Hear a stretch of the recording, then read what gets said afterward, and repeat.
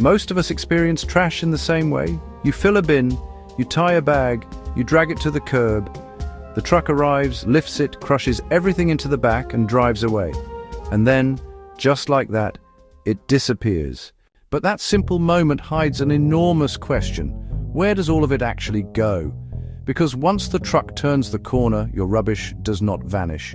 It enters a massive hidden system made of routes, transfer stations, sorting facilities, landfill cells, recycling lines, heavy machinery, environmental controls, and an entire workforce whose job is to move society's waste somewhere else safely and constantly every single day.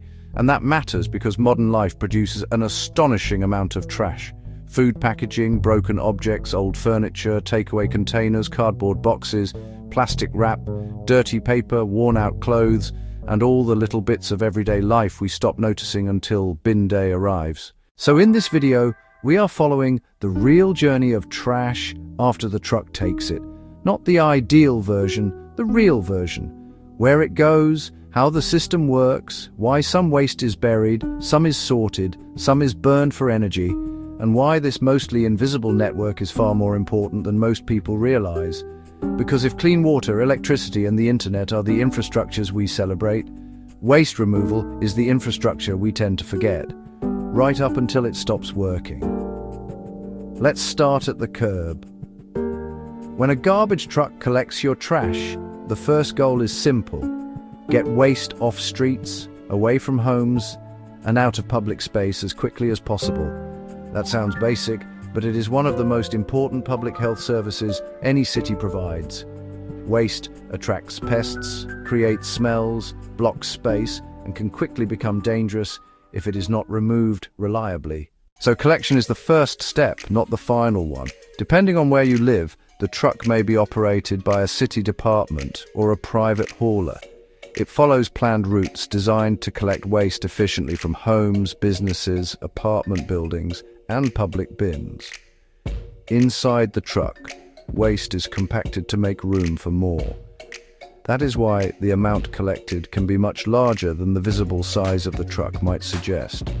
But once the truck is full, it usually does not drive straight to the final destination. That is where the next hidden step comes in. In many places, collected trash first goes to a transfer station. A transfer station is basically a waste hub. Smaller collection trucks unload their waste there, and the material is then consolidated into much larger vehicles or containers for the next stage of the journey. This makes the whole system more efficient. Instead of every neighborhood truck driving long distances to a landfill or disposal site, trucks can stay focused on collection while larger transport systems handle the longer haul. From a logistics point of view, this matters a lot. Without transfer stations, collection would be slower, more expensive, and much less efficient. With them, cities can move huge amounts of waste more smoothly through the system. And this is the moment where the public's idea of trash often starts to split into different paths. Some waste goes toward landfill. Some may go through sorting or recovery systems. Some may go toward recycling streams. And in some places, some goes to waste-to-energy facilities. What happens next depends on what kind of waste it is, how local systems are designed, and what infrastructure the region has built. For ordinary mixed garbage, one of the most common destinations is still the landfill. A landfill is not just a giant open hole in the ground, at least not in its modern engineered form. A modern landfill is a highly managed disposal site designed to contain waste and reduce harm to the surrounding environment. Waste is placed in lined cells, compacted heavily, and then covered in stages to reduce smell, pests, litter spread, and water infiltration. That means a landfill is really an engineered storage system. The liner at the bottom helps prevent contaminated liquid, called leachate, from escaping into soil and groundwater. Pipes and drainage systems collect that leachate so it can be managed and treated. Landfills also often include gas collection systems because buried waste produces methane and other gases as it decomposes. In many sites, that gas is captured through wells and piping. Sometimes it is flared off and sometimes it is used as an energy source. So even the place where trash ends up is more controlled and technical than most people imagine. That does not mean landfills are simple or harmless. They take land, require long-term monitoring, and represent the final resting place of enormous amounts of material that society chose not to reuse, recycle, or redesign. But they are still a central part of how many waste systems function. And this is where one of the biggest misconceptions comes in. People often imagine that whatever they throw away just goes to the dump.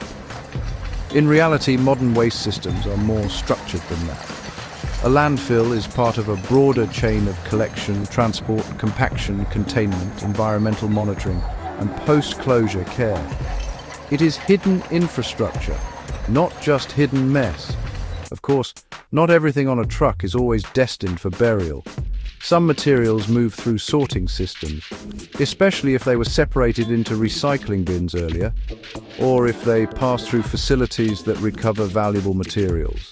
At recycling facilities, waste is sorted into cleaner streams, such as cardboard, metals, certain plastics, and glass.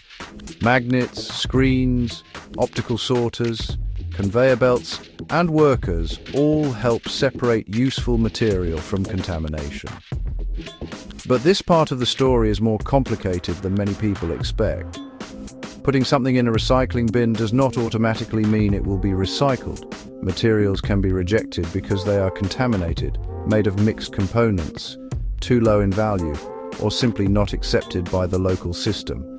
A greasy pizza box, a food-soiled container, a plastic item made from multiple layers, or random objects thrown into the bin, just in case, can all create problems. So one hidden truth of waste infrastructure is that sorting matters a lot. The cleaner and more consistent the material stream, the better the chances that something can actually be recovered and used again. But once waste is mixed, dirty, or low value, the path gets much harder.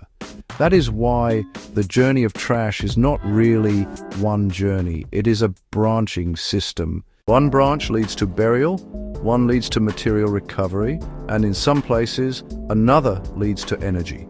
Waste-to-energy facilities are designed to burn municipal solid waste in controlled conditions and use the heat to generate electricity or steam. These facilities do not make trash disappear without consequence, but they do reduce the volume of waste significantly and can produce usable energy at the same time. They also require emissions controls, monitoring, and specialized infrastructure. Some regions rely more heavily on these plants than others. In places where landfill space is limited, waste-to-energy can play a bigger role. In other places, landfill remains cheaper or more available, so it stays the dominant endpoint. Again, the system depends on local infrastructure, economics, regulations, and geography. That is part of what makes the question, where does trash go? So interesting. There is no single answer. It may go to a transfer station, then to a landfill, or to sorting, or to a recycling stream, or to energy recovery, or in some cases, through multiple stages before reaching a final destination. But the bigger pattern is the same everywhere.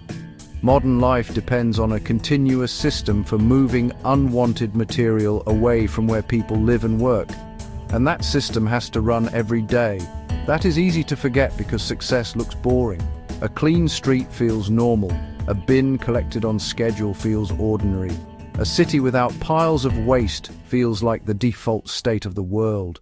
It is not. It is the result of routes being planned, vehicles being maintained, crews working early hours, facilities staying operational, environmental systems being monitored, and whole chains of infrastructure doing their job well enough that most people never have to think about them.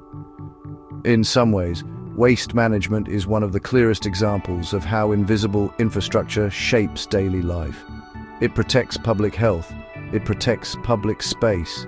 It reduces environmental leakage. It supports recycling and recovery where possible. And it keeps cities functioning. When it works, people barely notice. When it fails, everyone notices immediately. That is why the journey after the truck matters. Because once trash leaves your curb, it does not leave the system, it enters it. A carefully organized, expensive, mechanical, environmental, and logistical system built to handle one of the least glamorous but most essential jobs in modern society. So the next time you hear a garbage truck early in the morning, it is worth remembering what that sound really means. Not just collection, coordination, not just disposal, infrastructure, not just something being taken away. A hidden network carrying the physical leftovers of modern life through routes, stations, machines, and managed endpoints that most people never see. That is what happens to trash after the truck takes it. And like so many hidden systems, the better it works, the easier it is to pretend it is not there at all. If you enjoyed this video, make sure to like and subscribe to Hidden Infrastructure of the World. Also, comment down below what hidden infrastructure you want to see next. See you in the next video.